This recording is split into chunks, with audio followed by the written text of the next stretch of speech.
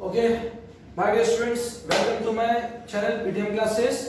ठीक है, और क्योंकि आपका 13 तारीख को बोर्ड एग्जाम है तो आप उस एग्जाम की तैयारी करते हैं मेरे साथ और क्विक रिवीजन करते हैं बहुत फास्ट। और किसका? अलजेब्रा। तो आज अलजेब्रा के first chapter linear equation in two variable का महा रिवीजन स्टार्ट करेंगे मेरे साथ में। Get ready for it. ध्यान रखो बच्चों, सोचने से नौका पार नहीं होती, क्योंकि कोशिश करने वाले की हार नहीं होती। हमारा एक ही होना चाहिए, एक भी बच्चा फेल नहीं होना चाहिए। आप मेरे साथ प्रैक्टिस कीजिए एंड आई एम श्योर कि आपको अच्छे मार्क्स आएंगे। Okay, best of luck. आपके linear equation in two variable का ये स्टैंडर्ड फॉर्म है ax plus by plus c equal to 0। This is general form of linear equation in two variable, जिसमें से आपके a, b और c ये real numbers है। रियल नंबर वो नंबर थे जिसमें आपका natural number, whole number, integer, rational, irrational सब आ जाएंगे। यानी ये आंसर पॉइंट, यहाँ पे नंबर पॉइंट में भी हो सकता है, यहाँ पे आपका फ्रैक्शन में भी हो सकता है, मिक्स फ्रैक्शन में भी हो सकता है। नाउ सबसे इंपॉर्टेंट चीज क्या होता है कि ए बी जो ये कोएफिशिएंट टर्म है और सी कांस्टेंट टर्म है, जिसमें से A and B should not equal to 0। तो सर यहाँ पे दो वेरिएबल है, इसको हम क्यों कहते हैं linear equation in two variable? क्योंकि इसका हाईएस्ट पावर क्या है? 1। लीनियर इक्वेशन का रूल होता है कि उसके हाईएस्ट पावर 1 होनी चाहिए, ना 1 से ज्यादा ना 1 से कम।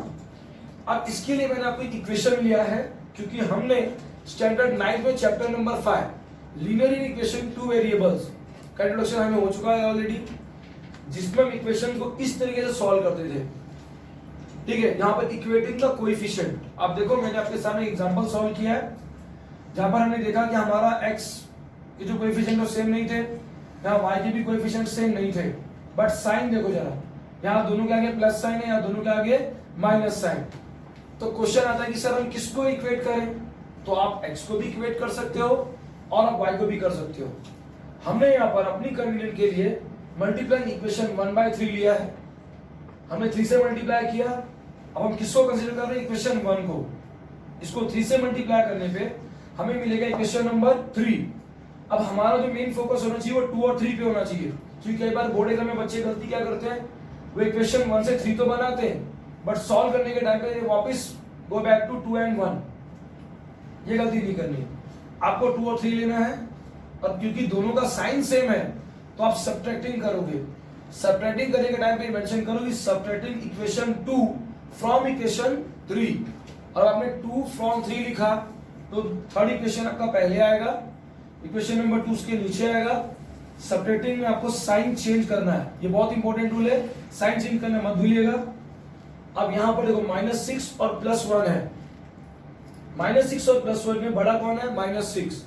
तो 6 में से 1 का तो कितना बचेगा? 5। बट क्योंकि 6 का ये साइन माइनस है, इसलिए माइनस साइन आएगा। तो सर यहां भी तो ऐसा होना चाहिए, नहीं। यहां पर 10 के पास साइन क्या आ गया? प्लस, ऊपर माइनस में 3, बड़ा कौन है? 10। 10 - 3 क्या? तो 7।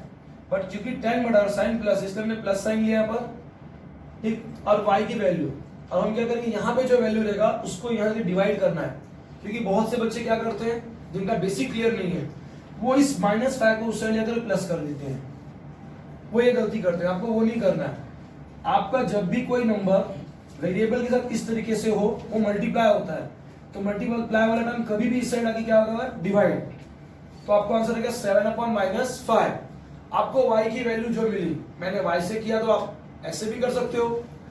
अब यहां पर आते हैं पुट। मैंने लिखा है पुट, आप यहां सब्स्टिट्यूट वर्ड भी यूज कर सकते हो कि सब्स्टिट्यूट y = -7/5 इन इक्वेशन नंबर 1। हमने इक्वेशन 1 में डाल दिया इस वैल्यू को, और पुट करने के बाद में यहां जो -2 है, इस 2 से मल्टीप्लाई होगा। Because most of the time बच्चे लिखना भूलते हैं, तो ये छोटी छोटी चीजें जिनको आपको ध्यान देना एग्जाम में। पेपर बड़ा नहीं होता, पेपर के अंदर बैठ करके पेशेंस रखना, अपने आप को उस, मैं कहता ना आदमी की एक माहौल में ढाल देना, वो बहुत इंपॉर्टेंट है। अदरवाइज बहुत से लोगों को एग्जामिनेशन फीवर हो जाता है कि पेपर देखा कि जो घर से पढ़ के आए वो सब समा, फिर लगता पहला प्यार है। हाँ, पहली बार देख रहे हैं, ऐसा लगता है, जिसमें रिजल्ट क्या होता है? आपकी पूरी मेहनत 0 हो जाती है और आप नर्वस और दूसरे के कंधे के ऊपर डिपेंड, भाई तू बता। वो नहीं करना है, तो ध्यान से देखिएगा। 2 7 जा 14, सर -5 कहा जाएगा, ये नीचे ही रहेगा क्योंकि डिनोमिनेटर में आप सिर्फ 2 को 7 से मल्टीप्लाई करोगे, 5 से नहीं। माइनस माइनस प्लस, अब आपका प्लस टर्म उस साइड जाएगा तो क्या आ जाएगा माइनस। रूल के अकॉर्डिंग कभी भी आप यहाँ का नंबर पहले ले लो फिर ये वहां जाएगा। सर यहाँ पे तो अकेला मैंने आपने 1 क्यों लिया, जब किसी नंबर के डिनोमिनेटर में कुछ नहीं रहेगा तो आप 1 लोगे अपनी कन्वीनियंट के लिए, से हम क्रॉस मल्टीप्लाई कर सके।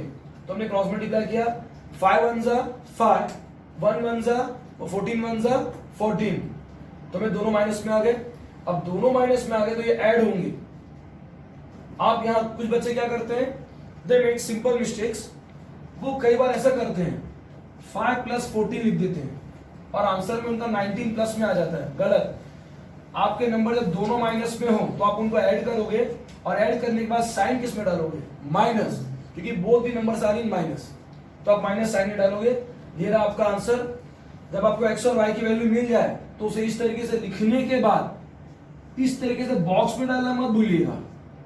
सर बॉक्स क्यों, बिकॉज इस बॉक्स को देख करके एग्जामिनर आपका समझ जाएगा कि भैया इसको ये आंसर मिला है, तो ये आंसर राइट है। ओके, तो ये रहा पहला सम। अब हम बढ़ेंगे नेक्स्ट सम की ओर और अब हम कुछ अलग अलग टाइप के क्वेश्चन देखेंगे जो हमारे साइमल्टेनियस इक्वेशन से रिलेटेड क्वेश्चन आएंगे। कैसे, जैसे हमें बोर्ड में क्वेश्चन आ गया 1 मार्क्स के लिए कि find the value of x plus Y. Just हमें क्वेश्चन में दिया x प्लस वाई का वैल्यू ढूंढना है। अब यहाँ पे जो मैं क्वेश्चन सॉल्व कर रहा हूँ ये आपको एमसीक्यू में भी आ सकता है, ये 1 मार्क्स के क्वेश्चन में भी आपको आ सकता है। कैसे आएगा वो देखते हैं। हमें 2 क्वेश्चंस मिल गए। हमने क्वेश्चन ले लिया 49x plus 53y, 49x plus 53y equals to 102। Okay, 102। 53x plus 49y हमने ले लिया, तो इनको ऐड कर लेते हैं, 204 ये आ गया। अब हमने क्या किया, ये हमारा इक्वेशन 1 और इक्वेशन नंबर 2। हमें किससे ढूंढना है, x प्लस वाई। हमें क्वेश्चन में नहीं बोला है कि solve the following simultaneous equation. इस बात पे ध्यान दो, आपको कहीं नहीं मेंशन किया कि solve the following simultaneous equation. आपको सिर्फ बोला है x प्लस वाई का वैल्यू ढूंढो, इतना ही ढूंढना है। 2 इक्वेशन है हमारे सामने, हमें क्या करना है, adding equation 1 and equation number 2। खास बात क्या है, याद ध्यान दो कि इनके जो कोएफिशिएंट है वो क्रिस क्रॉस है। 49x यहाँ पर है, यहाँ पे 49y, 53y यहाँ पर 53x। चलो इनको ऐड करते हैं, 49x plus 53y equals to 102, 53x plus 49y equals to 204। हमने ऐड किया, इनका आंसर आएगा 102x plus 102y equal to 306। अब दोनों में क्या सेम है, 102 सेम है, कोएफिशिएंट टर्म सेम है। आप उसको कॉमन निकालोगे, कॉमन निकालने का मतलब उसको बाहर निकालोगे। जब बाहर निकालो तो यहाँ पर क्या बचेगा, x और यहाँ बचेगा y, तो x plus Y equal to 306।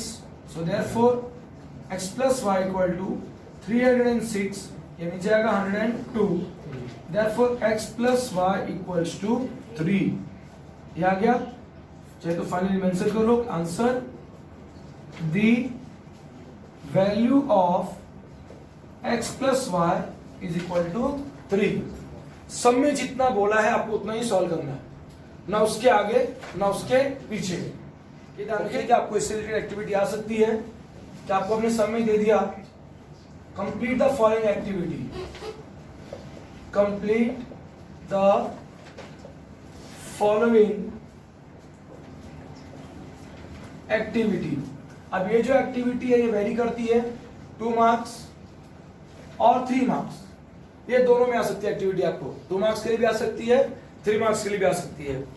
तो अगर हम एक सम को देखते हैं जो हमारे सामने है, 5x plus 3y is equal to 9, equation number 1, and next is 2x minus 3y equal to 12, equation number 2। अभी हमारे सामने दो इक्वेशन हो गए। आप कहोगे सर तो बहुत सिंपल है, सीधा ऐड कर देते हैं, काम खत्म, तुरंत सा आंसर आ जाएगा। बिल्कुल सही, दो इक्वेशन है, बट आपको बोर्ड में क्या होगा, उन्होंने सॉल्व करके दिया, उन्होंने लिख के दिया कि let's add equation 1 and 2। Question इस तरीके से होंगे उनके,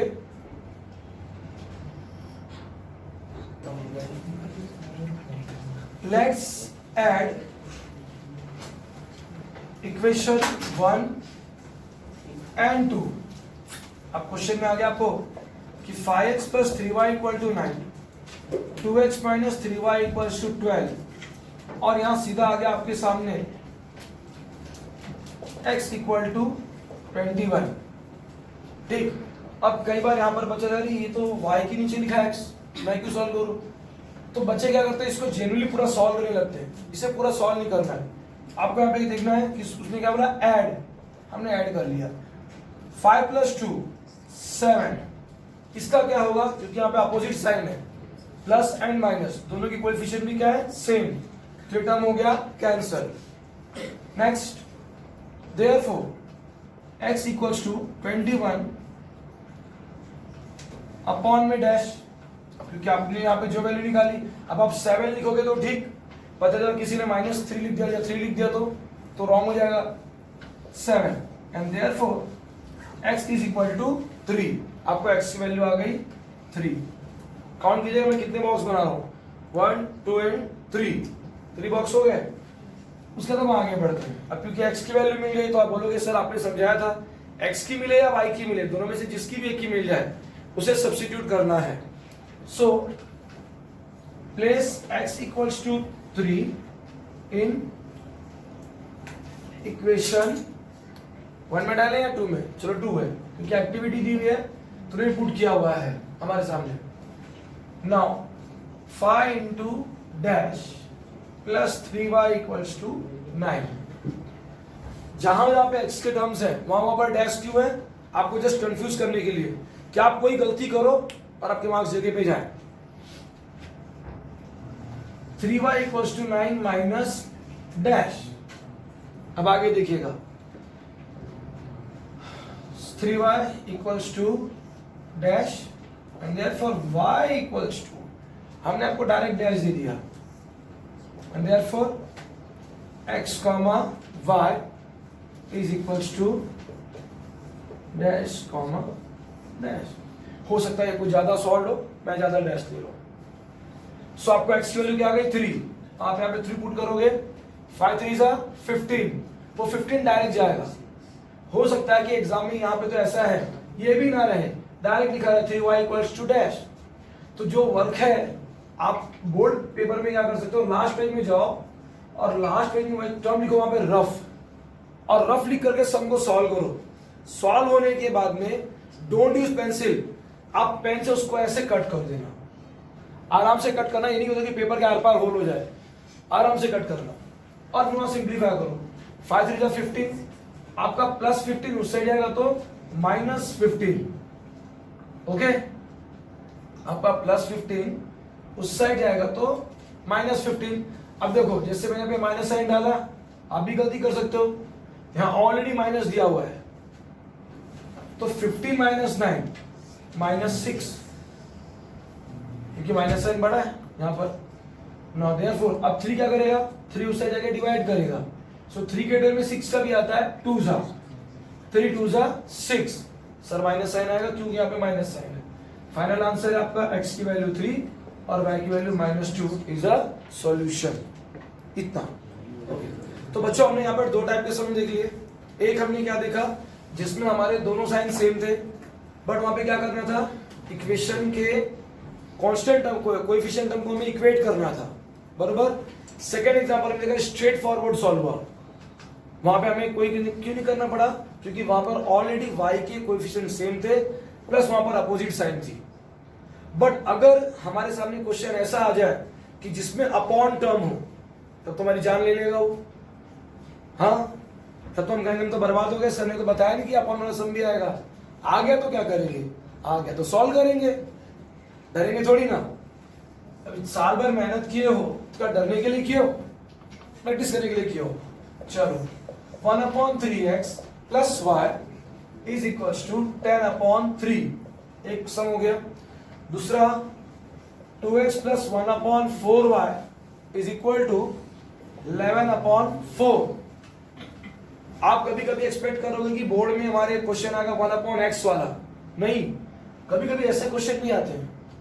आप हमेशा ये क्यों सोचते कि नहीं सर मेरा पेपर बहुत टफ आने वाला है, आपके दिमाग में बात भर जाती है, टफ आएगा टफ आएगा टफ आएगा सोच के ना आप बस एक कहते ना कि डिलेमा से गुजरते हो, डिप्रेशन में, टफ आएगा, मेरा कुछ रह गया तो आने वाला मुझको नहीं है, सब आएगा मगर पेशेंस के साथ आएगा, खाई में नहीं। चलिए, तो यहाँ पे गिवन इक्वेशन है 1/3x plus Y equal to 10/3, number 1। 2x plus 1/4 equal to y 11/4, number 2। अब आप ध्यान से देखो कि क्वेश्चन नंबर 1 में डिनोमिनेटर दोनों साइड में 3 लिखा हुआ है और यहाँ डिनोमिनेटर दोनों साइड में क्या लिखा हुआ है 4, तो इनको भगाना है। अब भगाने के लिए क्या करेंगे, देखो हम लिखेंगे कि multiplying equation 1 by 3 and equation 2 by 4। हम इक्वेशन 1 को 3 से मल्टीप्लाई करेंगे और इक्वेशन 2 को 4 से। सर कैसे होगा बताता हूं। अब ये चीज हमने बचपन में सीखी हुई है, 6th में। 1/3 को 3 से जब मल्टीप्लाई करोगे 3 3 कैंसल, तो क्या बचा सिर्फ 1। So this is x, 3 into y 3y, same 3 3 cancel, c बचा 10। इक्वेशन नंबर 3 यहां पे आ जाओ, 4 2 8, sir 4 4 cancel, y 4 4 cancel, 11, equation number 4। अब ये बन गया ना इजी, फर्स्ट सम के जैसा हो गया। फर्स्ट सम में दोनों में प्लस साइन था, माइनस साइन था, यहां दोनों में प्लस साइन है।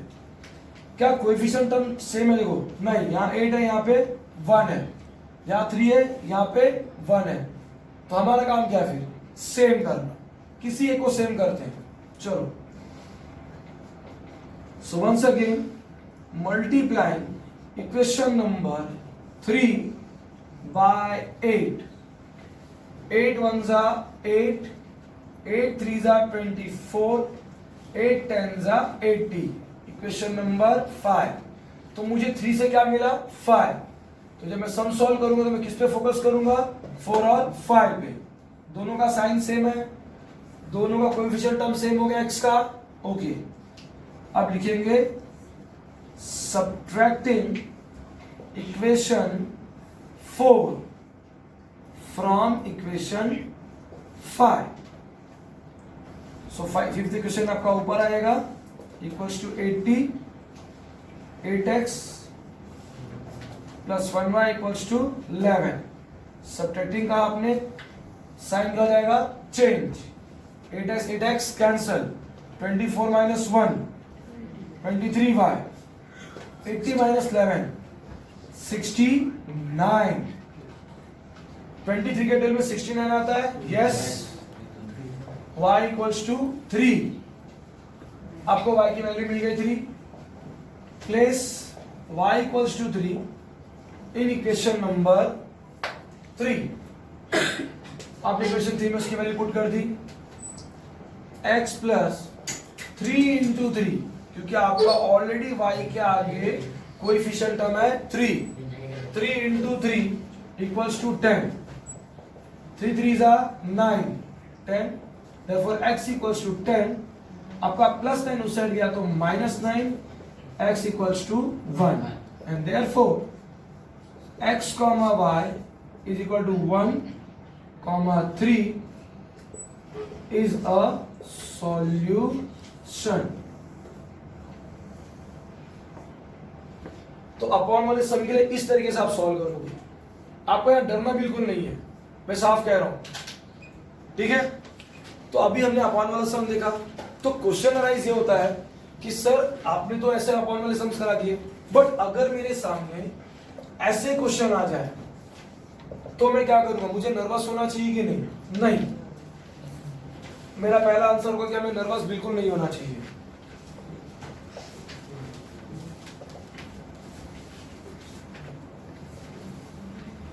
सर ये सब और इजी है, आपको सिर्फ इतना ध्यान रखना है कि मुझे मेरे इक्वेशन को ना इस फॉर्मेट में लेके आना रहता है, हमेशा इस चीज को ध्यान में रखिएगा बस।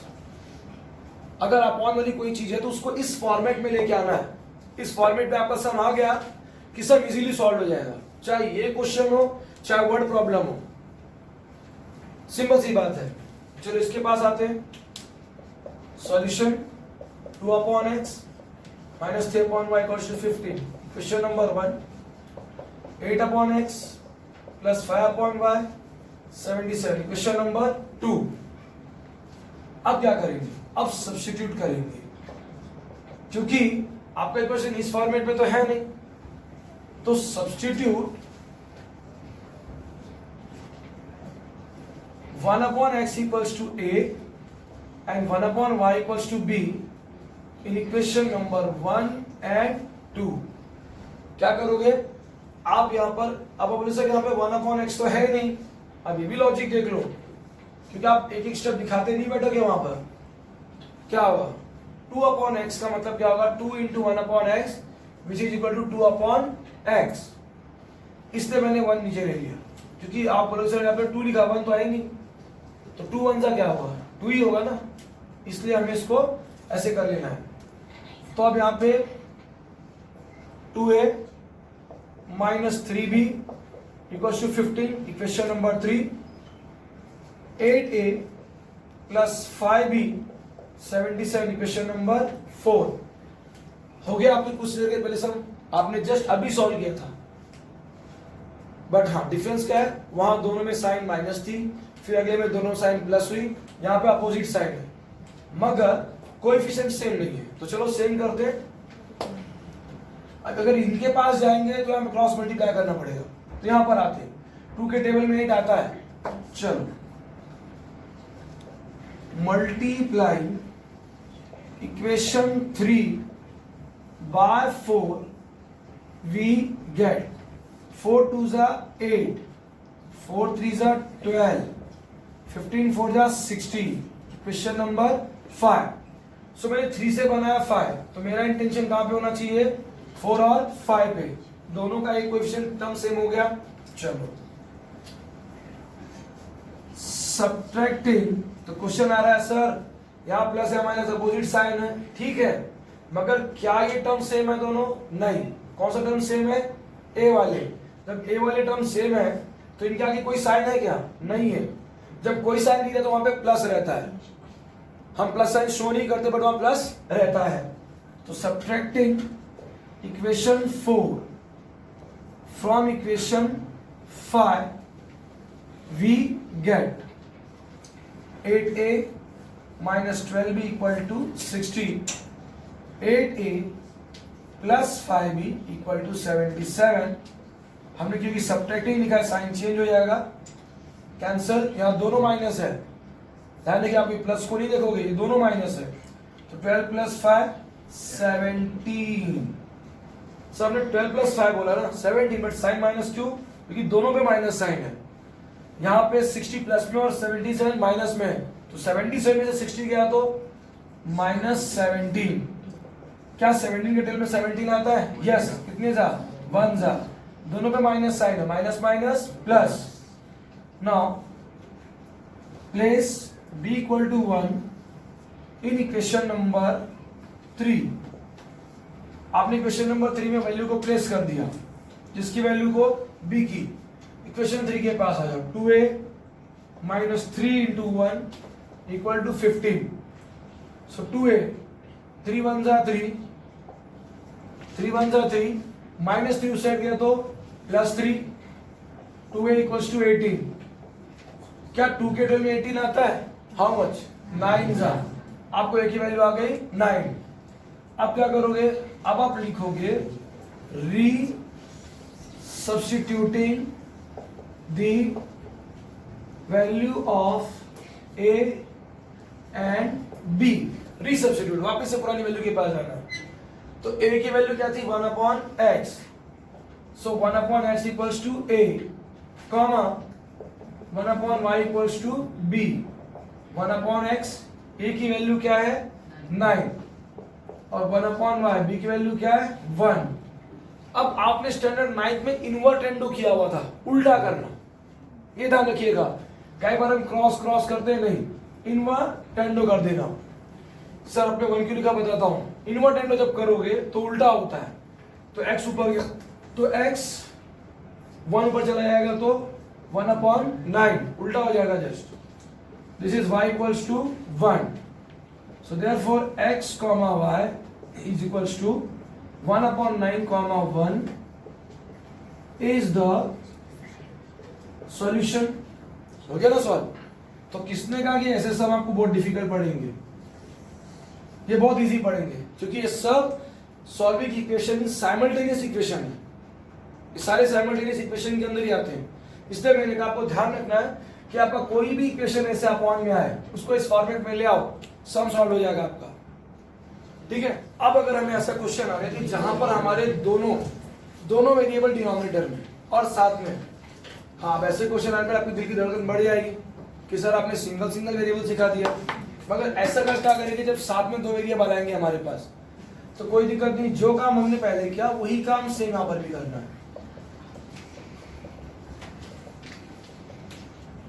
Question number 1, 1/2 3x + y - 2 x - y = 1/8। Question number 2। बच्चों इस सम को थोड़ा मैं छोटा लिखूंगा, थोड़ा एडजस्ट कर लीजिएगा। अगर वीडियो देखने में आपको तकलीफ, उसके लिए माफी चाहूंगा, क्योंकि सम थोड़ा बड़ा होगा तो मुझे बोर्ड के 2 पार्ट पूरे इसके यूज करने पड़ेंगे। स्टार्ट करते हैं। सब्स्टिट्यूटिंग। ना ध्यान से देखो, ये टर्म यहां पर भी है, सेम टर्म यहां पर भी है, बराबर। सेम टर्म यहां पर भी है, सेम टर्म यहां पर भी है। ये आइडेंटिफाई करना बहुत जरूरी होता है कि भाई सेम टर्म है या नहीं हमारे पास, सेम टर्म है। तो substituting 1/3x + y = a and 1/3x - y = b in equation 1 and 2। Same already यहाँ पर a है, b आप माने तो चलो a + b = 3/4 क्वेश्चन नंबर 3। और ये a/2 - b/2 = -1/8 इक्वेशन नंबर 4। अब ये लगभग हमने ऑलरेडी इस सम को सॉल्व किया है। आप मेरे साथ कुछ देर पहले एक सम सॉल्व किया, इसमें अपॉन में टर्म्स थे नंबर, यहाँ पे नंबर आ गया अपॉन में, तो अपॉन भगाना है। Multiplying equation 3 by 4 and equation 4 by 8। Sir 8 क्यों? यहाँ पर 8 है, 2 के टेबल में भी 8 आता है, इसलिए इसको करेंगे। Now 4 × a 4a, 4 × b 4b, 4 cancel, आपको क्या मिल गया 3। क्वेश्चन नंबर 5, 2 4 = 8, 2 के टेबल में 8 आता है, 4 टाइम्स 4, सो 4a - 4b और 8 कैंसल, -1। Number 6, number 6। ओके। अब ध्यान से देखो कि यहां पर टर्म सेम है, अपोजिट साइन है, तो सर क्या करना है, ऐड करेंगे। Adding equation 5 and 6, 4a + 4b = 3, 4a - 4b = -1, term cancel, 4 + 4 8a, ये -1 है और ये 3 है, तो 3 - 1 2, therefore a = 2/8। नाउ 2/8, कुछ बच्चे क्या करेंगे 8/2 लिखते हैं, ये बहुत बड़ी गलती है, क्योंकि सर ये बड़ा नंबर है, नहीं ऊपर आना चाहिए, ऐसा नहीं होता। ये 8 के साथ मल्टीप्लाई है तो ये नीचे ही आएगा। दोनों किसके टेबल में आते हैं, 2 के। 2 1 = 2, 2 4 = 8। आपको a की वैल्यू आ गई 1/4। अब आपको a की जो वैल्यू आ गई इसको आप प्लेस करोगे, place a = 1/4 in equation number 5। Question number 5 में आता है, ऑलरेडी यहाँ पर 4a है, तो 4 × a की वैल्यू 1/4 + 4b = 3। ओके, 4 कैंसल, आपका +1 उस साइड आई क्या हो जाएगा, -1, ये हो गया 2। Therefore b equals to 2/4, दोनों 2 के टेल में आते हैं, वैल्यू गई 1/2, आपको b की वैल्यू मिल गई। नाउ आप इससे री substituting the value of a and b, so 1/3x plus y equals to a, 1/3x minus y equal to b, 1/3x plus y, a की value 1/4, 1/3x minus y, b की value 1/2, invertendo करोगे सो 3x plus y equal to 4, equation number 7, 3x minus y equal to 2, equation number 8, 7 और 8 आ गए, जिसमें आप देख सकते हो y वाला टर्म कोएफिशिएंट सेम है सर, कैसे, कुछ ही नहीं, मतलब क्या है 1, और साइन क्या है opposite. So adding equation 7 and 8, 3x plus y equal to 4, 3x minus y equal to 2, adding करेंगे, ये टर्म कैंसल, 3 plus 3 6, 4 plus 2 6, क्या 6 के टेबल में 6 आता है? यस, 1 जा, बट हमारे बच्चों को कुछ बच्चे क्या लिखते हैं 6 6 जा 36, नहीं होना चाहिए। Place x equal to 1 in equation number 7, 3 into 1 plus y equal to 4, so y equal to 4, 3 1 जा 3, उस साइड है -3, so y equals to 1, therefore x comma y is equal to 1 comma 1 is the solution। आप अपने answer को box में डालना मत भूलना, ये ध्यान में रहे, आप बॉक्स में डालना भूल गए कि आपका सब काम गया, ठीक, क्लियर हो गया, प्लीज कॉपी डाउन। तो माय डियर, अभी तक हमने जो एग्जांपल्स देखे वो सारे एक टॉपिक के बेस पे थे कि solve your following equation simultaneous. अब आगे क्या करेंगे, अब आगे सीखेंगे क्रैमर रूल्स, क्योंकि क्रैमर रूल एक ऐसा है जो हमारे एग्जाम में उससे सम्स आते हैं जरूर है। तो अब हमारा अगला टॉपिक जो है ये स्टार्ट हो रहा है क्रैमर्स रूल। ध्यान पे रखिए, क्रैमर्स रूल वर्ड आ रहा है, यानी उसको सॉल्व करने का स्पेसिफिक रूल है। और अगर आपके बोर्ड एग्जाम में कभी लिखा हो सॉल्व द फॉलोइंग इक्वेशन और कोई मेथड नहीं मेंशन किया हुआ है और समय आपको थोड़ा डिफिकल्ट लगे तो उसे क्रैमर रूल्स में आप सॉल्व कर सकते हो बिना किसी इसकी चार्ट के। बट क्रैमर रूल्स के लिए ना आपको कुछ चीजें ध्यान में रखनी है। कभी भी क्रैमर रूल्स में आप आपके गिवन इक्वेशंस को इस फॉर्मेट में लेके चले आओ, इस फॉर्मेट में लेके आओ। इस फॉर्मेट में लाने के बाद में आपके जो भी वैल्यूज रहेंगे, सबसे पहले यहाँ पे तो आप x वेरिएबल इस साइड लो, a1 a2, और यहाँ पे b1 b2, यानी x के वेरिएबल इस साइड, y के वेरिएबल इस साइड। और फिर क्या करते हैं, तो फिर होता है cross multiply.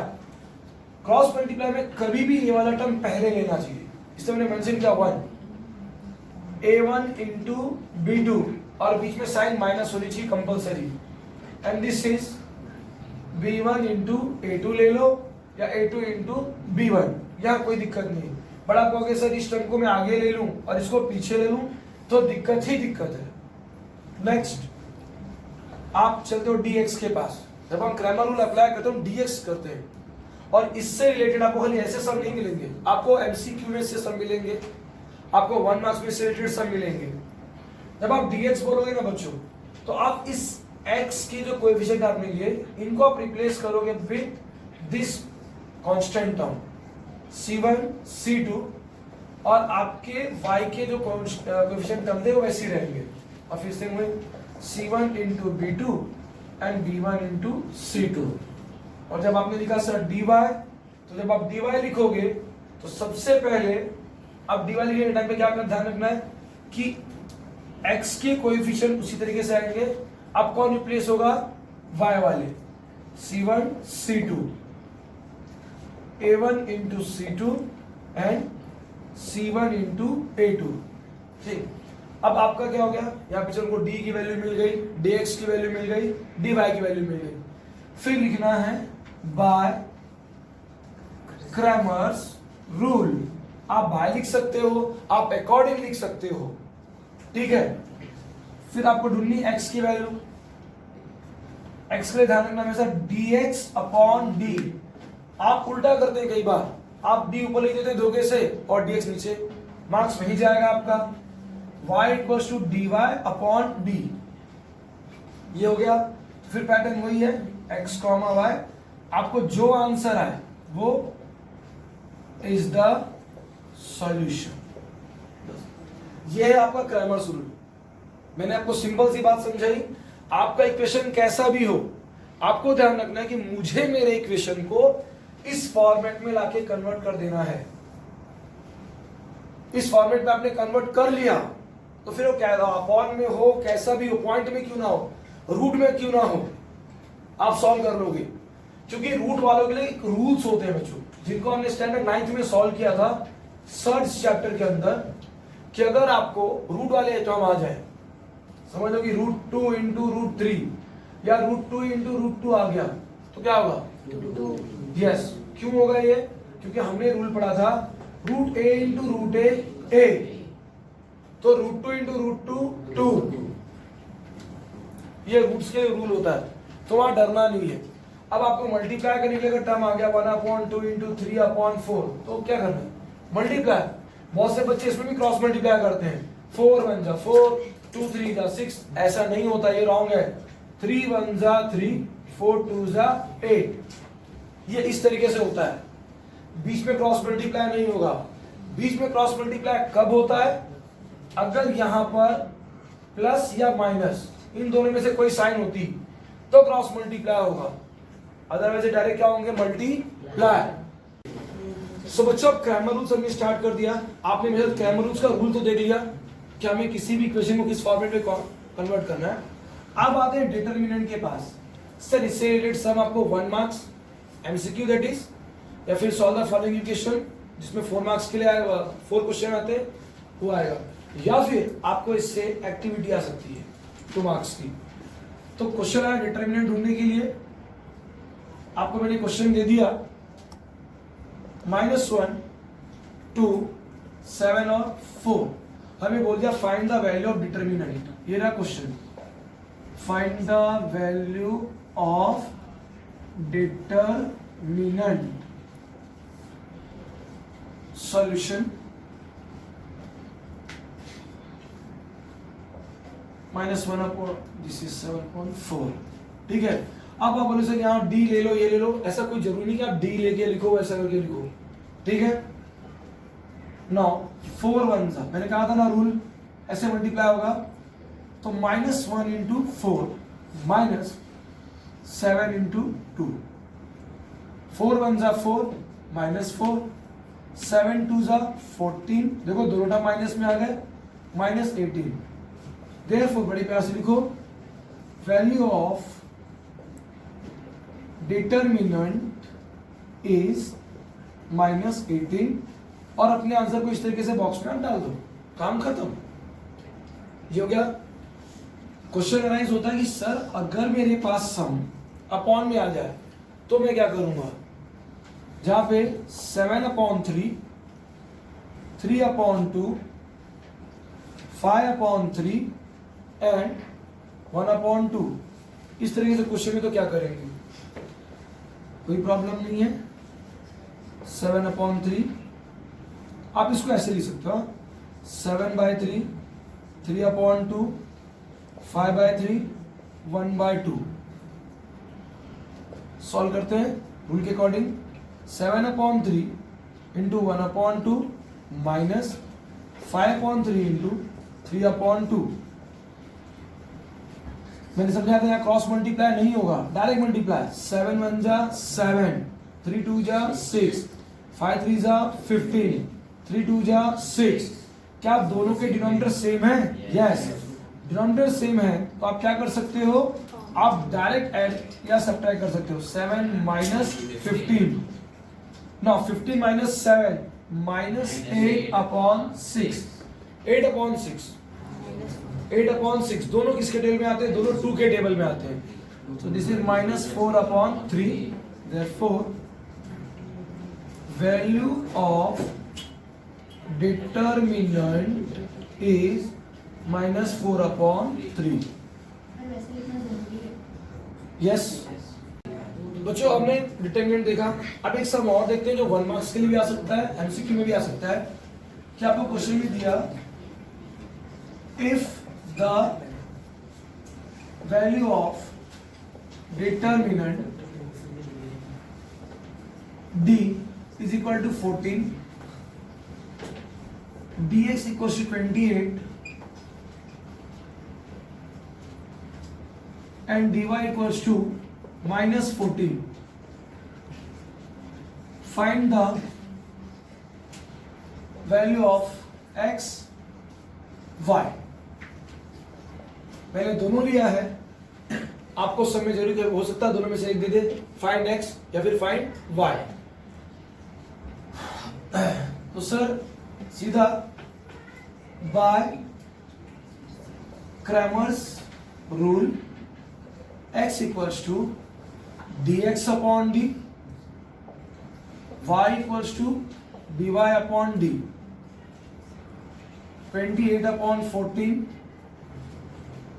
-14/14, 2 * -1। Therefore x, y 2, 1 आप ऐसे लिखो, और अगर आपको ऐसे नहीं लिखना है तो लिखना है therefore value of x is equals to 2 and y equal to -1। इतना करके सम खत्म होगा। अब इसी से रिलेटेड एक सम और लेता हूं मैं। आपके सामने मैंने इक्वेशन दे दिया 5x + 3y equal to -11 and 2x + 4y equal to -10। ये रहा इक्वेशन, दो इक्वेशन। अब आपको क्वेश्चन आता है, जस्ट क्वेश्चन आता है, find value of dx। Simple सा क्वेश्चन है, फाइंड वैल्यू ऑफ dx। तो क्या करोगे? Solution, comparing given equations, 5x + 3y equal to -11 and 2x + 4y equal to -10 with a1x + b1y equal to c1 and a2x + b2y equal to c2. So a1 is equal to 5, b1 3, c1 -11, a2 2, b2 4, c2 -10। आपको ढूंढना किसकी value है? आपको ढूंढना dx की value. तो dx की value हो याद होना चाहिए कि हमने a की जगह पर क्या लिखा है, c1 c2, और यहाँ पे b1 b2, c1 -11, c2 -10, b1 3, b2 4। क्या करेंगे आप? मल्टीप्लाई, बट -11 × 4, क्योंकि ये टर्म हमेशा पहले मल्टीप्लाई होगा first, -3 × -10, 44, minus into minus plus, 3 10s are 30। ना ये माइनस में और ये प्लस में है, तो 44 में से आपको 30 गया, तो आंसर है -14। Therefore value of dx is -14। सो बच्चों, आपने मेरे साथ अभी दो मेथड देखे लीनियर इक्वेशन के। पहला आपने क्या देखा, solving the following equation by simultaneous method. दूसरा आपने सीखा क्रैमर्स रूल। अब आप थर्ड सीखने जा रहे हो ग्राफिकल मेथड। अब ग्राफिकल मेथड में मैंने दो आपके सामने ग्राफिक क्वेश्चन लिखे हुए, दो इक्वेशन है और दोनों का मैंने आपको बॉक्स सॉल्व दिया हुआ है। नाउ कंडीशन अप्लाई क्या होती है कि कई बार हमारे पास एक्टिविटी में ग्राफ का क्वेश्चन आता है, वहां लिखा नहीं आपको draw graph, complete following activity है, या आपके सामने ऐसा टेबल आ गया, तो कैसे करोगे क्वेश्चन? है सर अगर मेरे पास इसमें आई है कि ड्रॉ दी ग्राफ और मुझे ग्राफ ड्रॉ करना है, तो मैं कैसे करूंगा? सिंपल सा लॉजिक है। आपका x + y = 4 है, तो ये तो मालूम है कि सर इसमें से अगर प्लस y उस साइड है तो क्या हो जाएगा, माइनस, यानी x की मैं y की मैं कोई भी वैल्यू ले लूं वो उस साइड जाके क्या हो जाएगी, माइनस। तो पहली वैल्यू अगर मेरे दिमाग में कोई चले ना चले, वो 0 चलेगी। तो अगर मैंने कह दिया कि सर मैं एक्स स्क्वायर कर रहा हूँ, वाई की मैंने वैल्यू क्या ले ली 0, तो 0 उस साइड क्या हो जाएगा 0 रहेगा, तो 4 माइनस 0 4, तो आपको एक्स की वैल्यू क्या आ गई 4,0।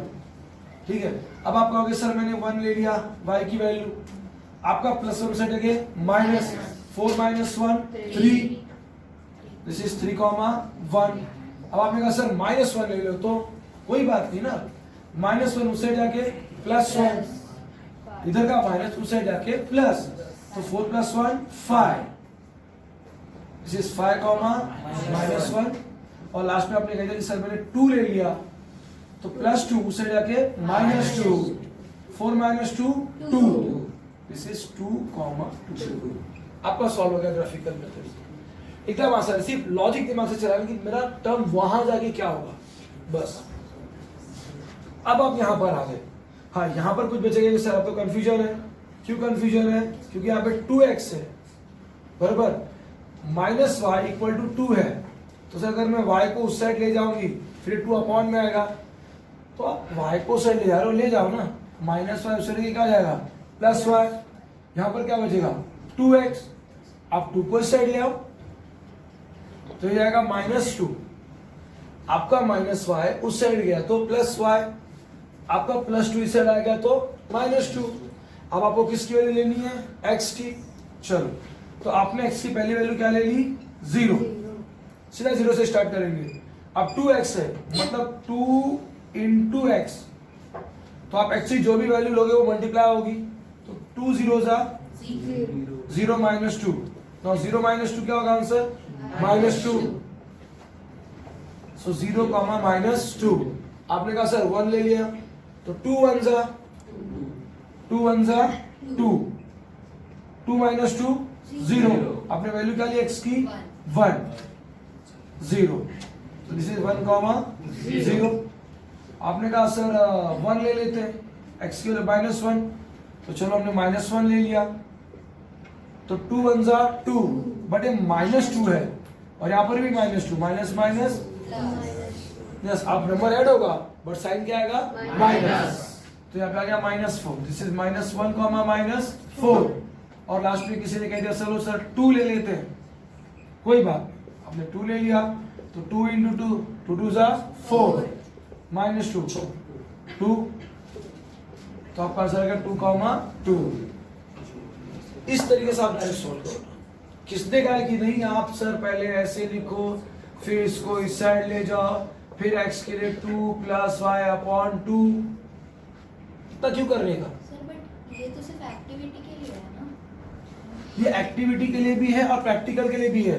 बोर्ड ने ऐसा कहीं पर बच्चों के लिए मेंशन नहीं किया है कि जब आपको बोला है ग्राफिकल सॉल्व करो तो आप पूरा वहां पे नंबर 1 2 3 4 ऐसा वैल्यू लेके दिखाओ। बोर्ड ने ऐसा कहीं नहीं कहा। बोर्ड को आपके इस टेबल से मतलब होता है, आपका ये टेबल बराबर होना चाहिए for equation number 1 and equation number 2, ये होना चाहिए। दूसरी बात, ये हो गया अगर, और जब आप ग्राफ ड्रॉ करते हो तो ग्राफ में आपको ध्यान रखना है x, क्योंकि आपका ग्राफ तो सब सेंटर में बनेगा बड़ा, बराबर है, यहाँ पर sorry y dash x dash, यहाँ पे 0 बराबर होना चाहिए, यहाँ पर आपका स्केल होना चाहिए on both axes, 1 centimetre = 1 unit, ये प्रॉपर होना चाहिए। और फिर आप बड़े आराम से पॉइंट प्लॉट कर सकते हो। ये ध्यान रखो कि इस साइड में पॉजिटिव नंबर आने चाहिए और इस साइड में नेगेटिव नंबर होने चाहिए।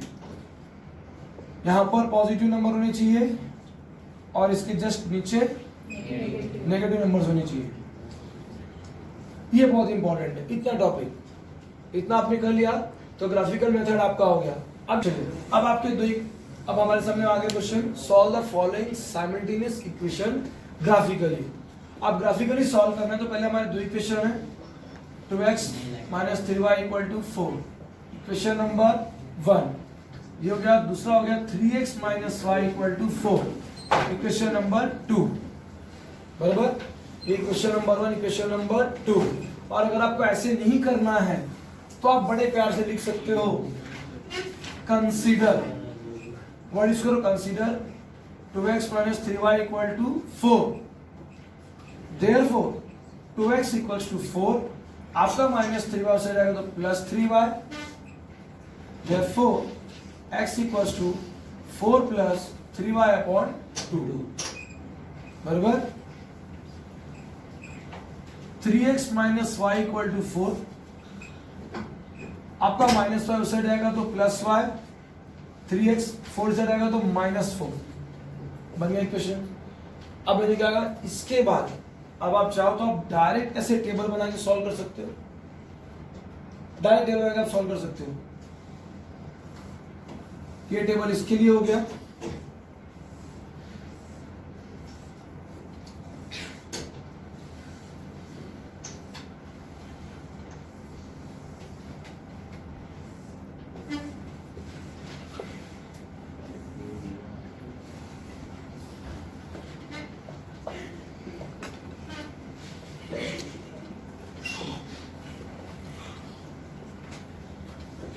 नाउ अब हमें क्या करना है, हमें y की वैल्यू लेनी है और हमें अब ये ध्यान में रखना है, हमें ऐसी वैल्यू लेनी है कि जिसपे 4 ऐड होने के बाद वो 2 से डिवाइड हो सके, ये ध्यान देना है।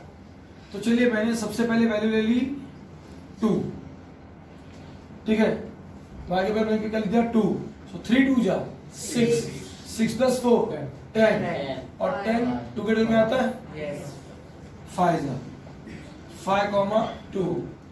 दूसरा आपने कह दिया कि चलिए सर -2 ले लेते हैं, वेरी गुड, 3 2 जा 6, -6 हो गया, 4 -6 क्या देगा आपको, 4 -6 अपॉन 2, -2 अपॉन 2, क्या आंसर आ गया -1, सो -1, -2।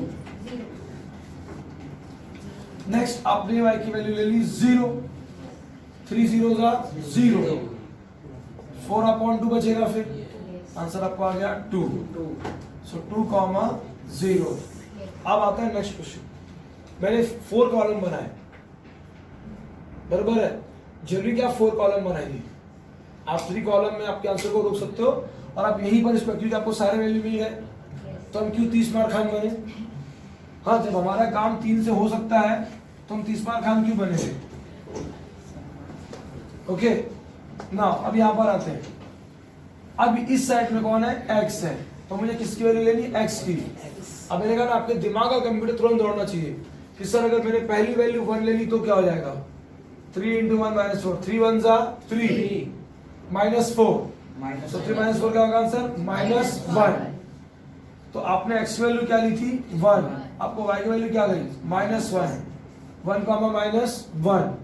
अब आपने बोला सर माइनस अगर ले लूं तो कोई दिक्कत नहीं है, -1 हो जाएगा यहाँ पर, ठीक है, 3 × -1 -4, 3 1 3, -3 -4, आंसर क्या आपका -7।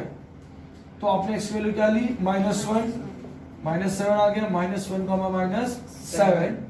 और लास्ट में आपने कह दिया कि सर चलिए 0 ले लेते हैं, 0 ले नहीं है, सो x की वैल्यू 0 हो गई, तो 3 0 0 और आंसर क्या बचा फिर -4, तो 0, -4। इस तरीके से आपका टेबल नीट एंड क्लीन दिखाई देगा, ठीक, इतना करो, बाकी रफ का काम कहाँ करना है आपको, पीछे आप रफ पे कर सकते हो, ठीक है, बस इतना कर दो। इतना करने के बाद आप ग्राफ पेपर पे चले जाओ। ध्यान में रखो कि बोर्ड एग्जाम में ग्राफ के सम सॉल्व करने के टाइम पे ग्राफ पेपर पे क्वेश्चन नंबर लिखना मत भूलना। अगर वो 2A का थर्ड सम है तो थर्ड मेंशन करो, वहां पर 2A का थर्ड वो मेंशन करो। सो माय डियर स्टूडेंट्स, अब हम चलते हैं अपने अगले सेगमेंट के पास। हमने फर्स्ट सेगमेंट में क्या लिखा, solve equation by simultaneous method, ठीक। दूसरा हमने क्या देखा, क्रैमर रूल। थर्ड हमने देखा ग्राफिकल मेथड। अब हम आते हैं वर्ड प्रॉब्लम के पास। अभी एक्सपेक्ट सभी लोग करते हैं कि सर बोर्ड एग्जाम है, वर्ड प्रॉब्लम बहुत हार्ड आएंगे। जरूरी नहीं हार्ड है, सबसे इंपॉर्टेंट है वर्ड प्रॉब्लम को समझना। जैसे मैंने आपके सामने क्वेश्चन लिखा है, 2 numbers differ by 3, the sum of twice the smaller number and thrice the greater number is 19, find the number। इस टाइप के सम आप पा सकते हैं बड़ी आसानी से। तो सर अगर क्वेश्चन ऐसा आ गया तो हम क्या करेंगे, देखिए 2 numbers, पहले उसमें 2 number differ by 3, इसका मतलब एक नंबर बड़ा और एक नंबर छोटा होगा। तो हम बोलेंगे let greater number be x and smaller number be y respectively. Okay, अब आते हैं अपने फर्स्ट कंडीशन के पास। अकॉर्डिंग टू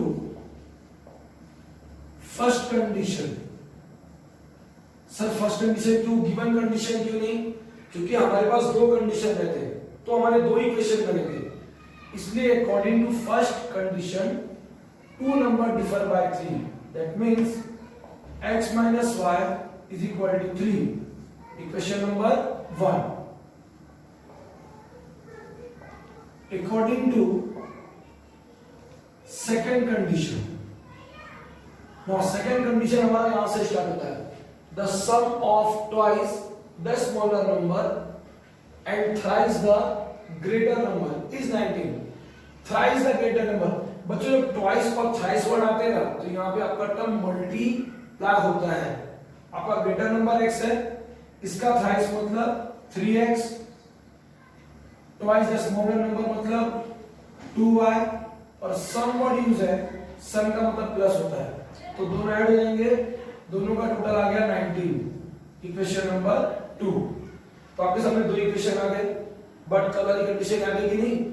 सर यहाँ पे साइन तो अपोजिट है बट कोएफिशिएंट सेम नहीं है, तो पहले आपको कोएफिशिएंट सेम करना पड़ेगा। तो multiplying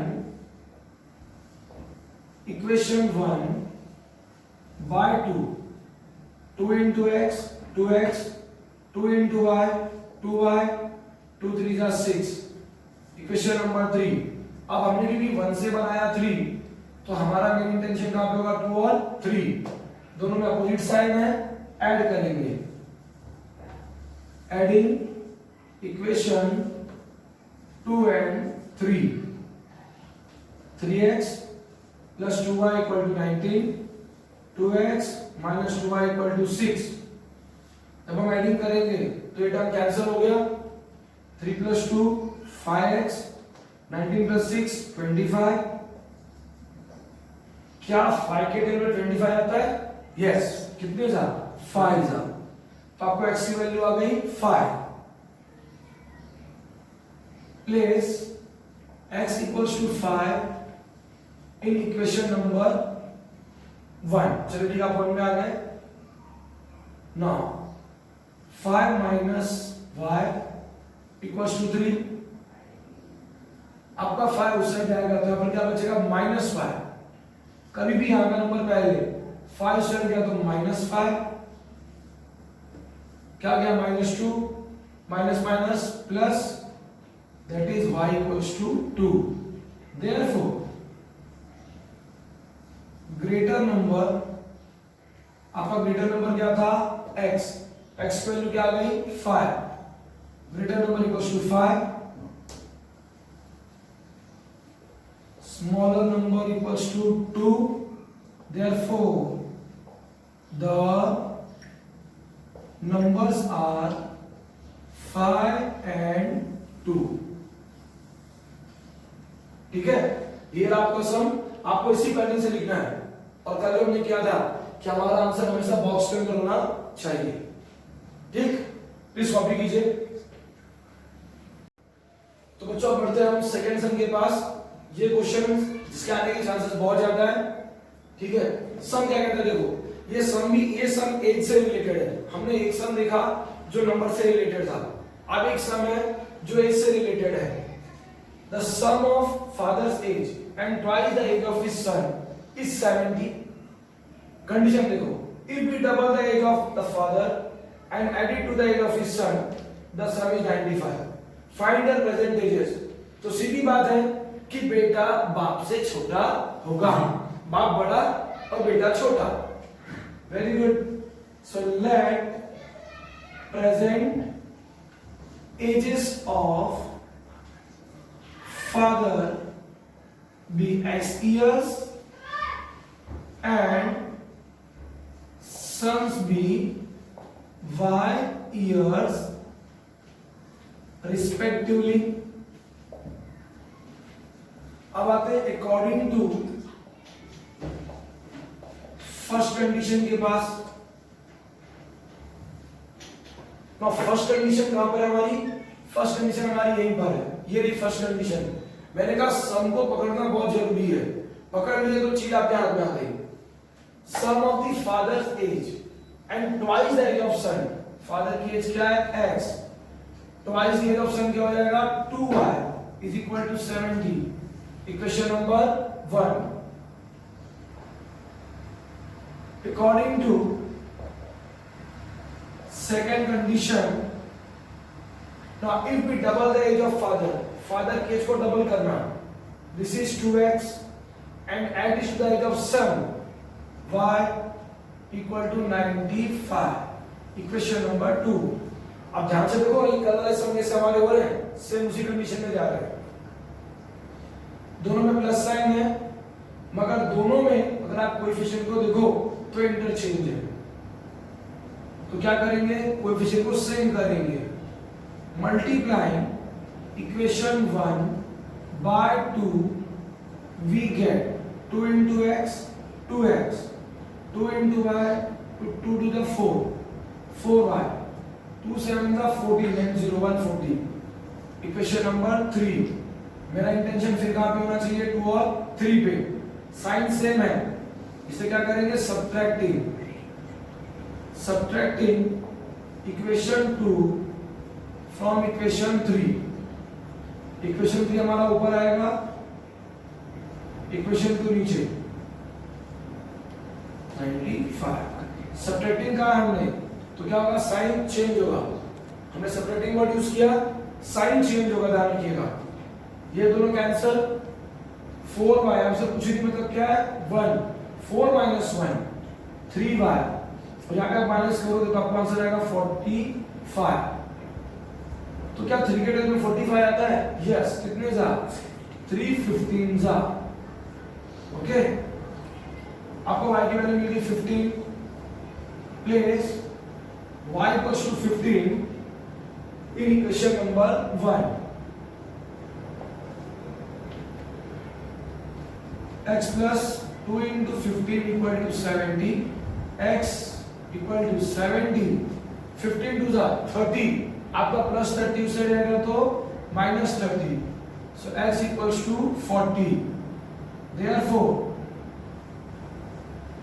present ages of father equals to 40 years, son equal to, son की वैल्यू क्या थी? 15, son equal to 15 years. Okay, ये रहा हमारा सम। आप देख लीजिए, आपको इसमें कोई डाउट हो तो मुझे बताइएगा। हमारा फर्स्ट सम था वो नंबर से डील कर रहा था, सेकंड सम एज से डील कर रहा है। अब हम चलेंगे इसके बाद थर्ड सम के पास, जो फ्रैक्शन से डील करेगा। फ्रैक्शन में आपको दिक्कत देंगे। ओके, चलो हम चलते हैं हमारे थर्ड सम के पास, जो हमें फ्रैक्शन के पास ले जाएगा। सम कहता है denominator of a fraction is 4 more than twice its numerator. Sum को कभी भी ध्यान से पढ़िए। Denominator becomes 12 times the numerator if both the numerator and denominator reduce by 6, then find the fraction. Question में फाइंड द फ्रैक्शन। ओके, हमारा question कहता है फाइंड द फ्रैक्शन। तो स्टार्ट करते हैं। Let numerator and denominator of a fraction be x and y respectively। ठीक, अब सबसे पहला आप लिखोगे ओरिजिनल फ्रैक्शन, यानी जो आपका फ्रैक्शन बनना चाहिए, क्योंकि आपने कहा न्यूमरेटर x है तो x अपॉन y, ये हो जाएगा अपने ओरिजिनल फ्रैक्शन का टर्म x अपॉन y। उसके बाद में सम के पास आते हैं। The denominator of a fraction is 4 more then twice its numerator. So according to first condition मुझसे कहता है the denominator of a fraction is 4 more than twice its numerator. तो डिनोमिनेटर क्या हमारा y, twice the numerator 2x से 4 more plus 4. Therefore अगर मैं 2x को इस साइड लाऊंगा तो साइन क्या आ जाएगा minus, so it will become minus 2x, y का आगे कोई साइन नहीं मतलब plus y equal to 4. Equation number 1. Now अब अपने सम के सेकंड पार्ट बनाते हैं. सम कहता है denominator become 12 times the numerator if both numerator and denominator reduced by 6.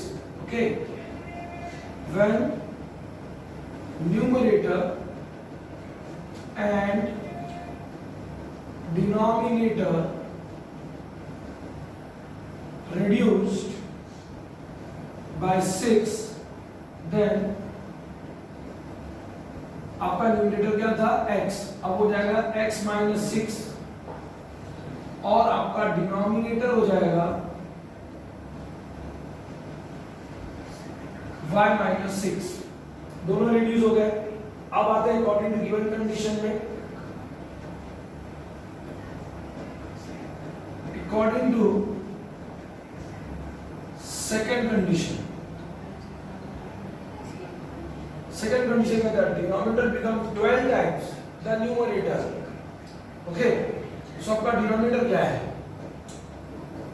y minus 6, it becomes 12 times the numerator, x minus 6 का 12 times on reducing both by 6, so that is y minus 6, 12 into x, 12x, 12 6 are 72. Okay, अब rule वही है, हम number को एक side ले लेंगे. आपका पहले साइड आ गया तो -12x प्लस y -72 -6 आपका उस साइड आएगा तो +6, that is -12x plus y equal to -66. Equation number 2. हमारे पास दो इक्वेशन आ गए, इक्वेशन 1 और इक्वेशन 2. खास बात क्या है, इसमें जो y वाले टर्म को देखिए, दोनों का कोएफिशिएंट सेम है, साइन दोनों में सेम है. तो क्या करेंगे, जब साइन सेम है तो सब्ट्रैक्टिंग करेंगे.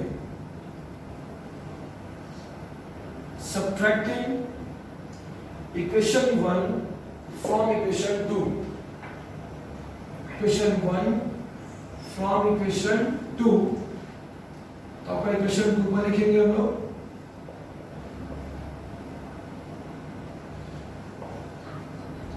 सब्ट्रैक्टिंग डाला हमने तो साइन चेंज, ये चीज नहीं बोलना बेटा, साइन चेंज करना भूल गए तो मार्क्स गए.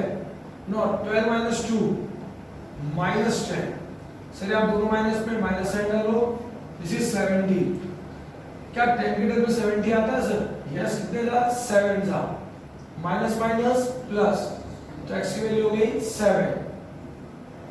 Place x equal to 7 in equation number 1.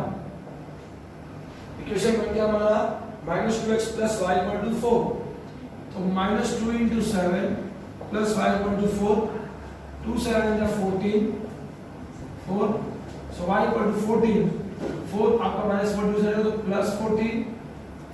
y equals to 18. Okay, therefore